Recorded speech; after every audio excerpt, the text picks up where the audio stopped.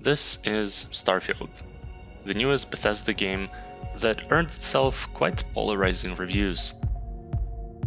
Following the successes of the previous titles, You're finally awake. as well as some disasters, Starfield had both high expectations, but also quite a bit of doubt that it would live up to them. Additionally, the expectations were not just for the overall quality of the game, but also for the familiar gameplay, exploration, and more importantly, for the ability to get immersed in a well-crafted fictional world. For many people, some of those expectations were not met, and it all comes down to the change in the setting that ended up affecting more about the game than it might seem at first. I refuse to be a corporate slave! Uh-oh.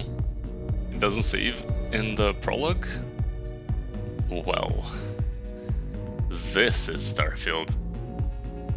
Skyrim was, and 12 years later still is, a massively popular game.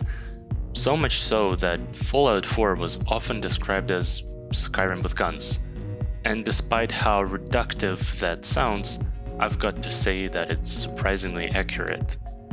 There are obvious differences between these games, and yet the core remains the same. They're both action role-playing games where the player explores a world filled with points of interest in such a way that there's always something new to grab their attention and make the player hop from one place to the next in this seamless flow.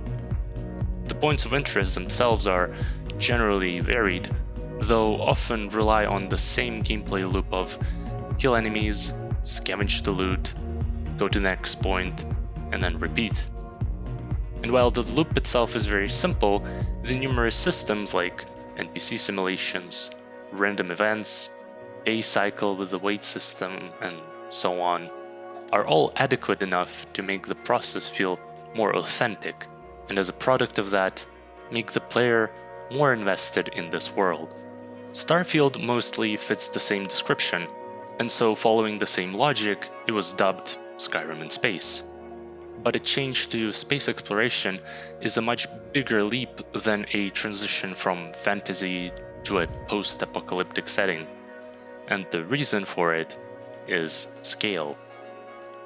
Previous Bethesda games all have fairly large maps, and while it's a lot of work to fill them with enough varied and interesting content, those maps would only cover but a fraction of respective fictional planets.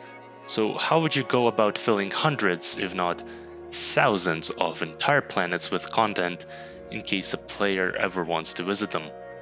Clearly, it's not feasible by traditional means, and so compromises have to be made. Either players are to be limited in where exactly they land on planets and can only explore the small pre-built area, or alternatively, the content on planets is procedurally generated, with the downside being a potential drop in the quality of said content. Prioritizing more realistic simulation, Bethesda chose the latter. Planets themselves, the landscape's, pretty much all procedural. They even seem to acknowledge and embrace that less habitable planets will be mostly barren and provide a different experience. And I do think there's a certain beauty to landing on a strange planet, being somewhat the only person there. And honestly, for an immersive experience, that sounds great. And they deliver it, a game with realistic space exploration, which embodies the spirit of Bethesda and their iconic That mountain is not just a backdrop. You can walk all the way to the top of that mountain. though now on a much bigger scale. That isn't just a backdrop. That moon is actually there orbiting the planet. Yes, you can visit it too. Except you can't. Well, kind of. It takes unreasonably long to cover any meaningful distance, and even if you spend hours to manually land on a planet, you'll just clip right through it. Instead, you're meant to traverse space by selecting your destination on the map, and then watching a short cutscene before being teleported. This is how space exploration is handled, through nothing but menus. Lifting off and landing on planets, traveling between them, jumping to other star systems, all is done through a glorified fast travel system. And while previous Bethesda games had fast travel to previously visited locations, they also gave you an option to completely ignore the system for those seeking more immersive experience. With Starfield, however, fast travel is the only way in space for both previously visited and new locations alike.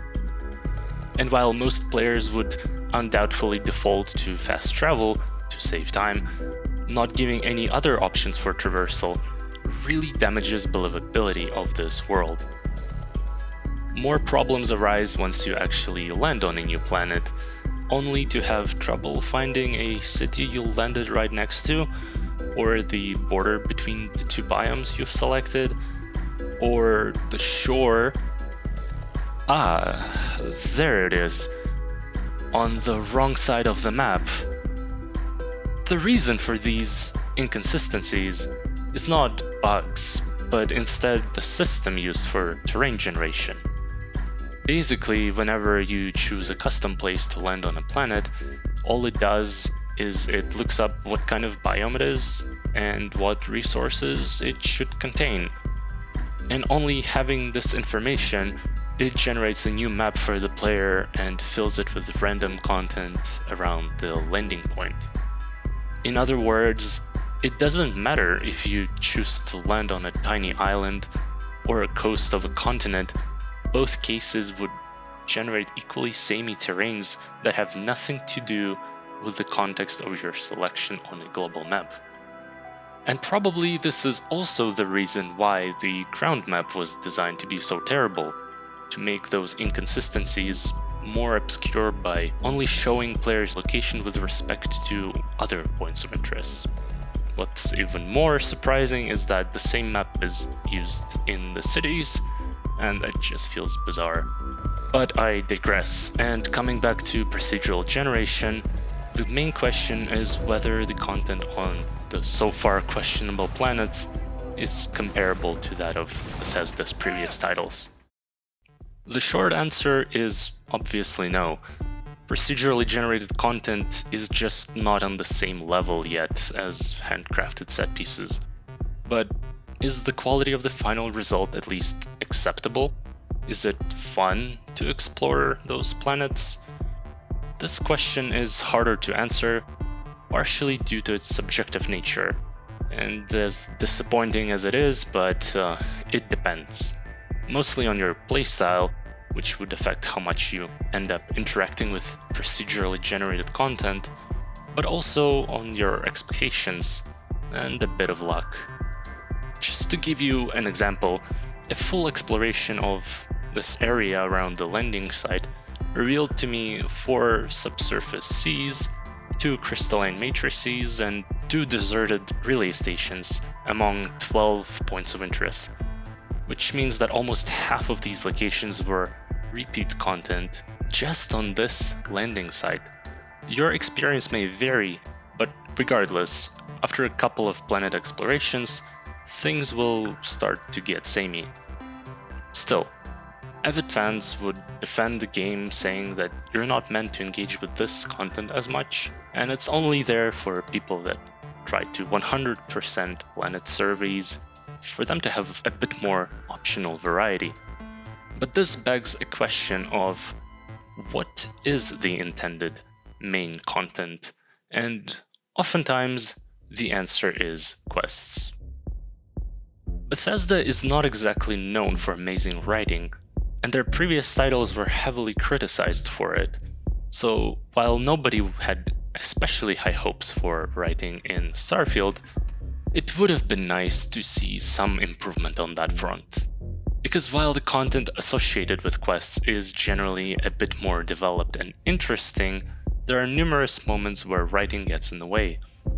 One of such moments for me was the main companion quest for one of the most important characters in this game, Sarah. After becoming friends with her, she tells the player her story. The gist of it is that 20 years ago, she took part in a military operation during which her ship broke down and crashed on an uninhabited planet. She survived, and after almost a year was rescued. But she also had a crew that used a different escape pod before the crash, and they were never found. Truth be told, nobody even tried looking for them, despite having the coordinates of their landing position. And now, 20 years later, with the player's help, Sarah finally decides to start searching.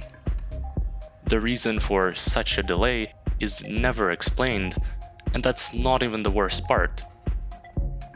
Because as it turns out, not only did some of Sarah's crew members survive, but they had a child there, living in isolation for years. And yet, if you walk 100 meters in any direction from their base, you'll see farms, factories, and other industrial buildings filled with people just casually working.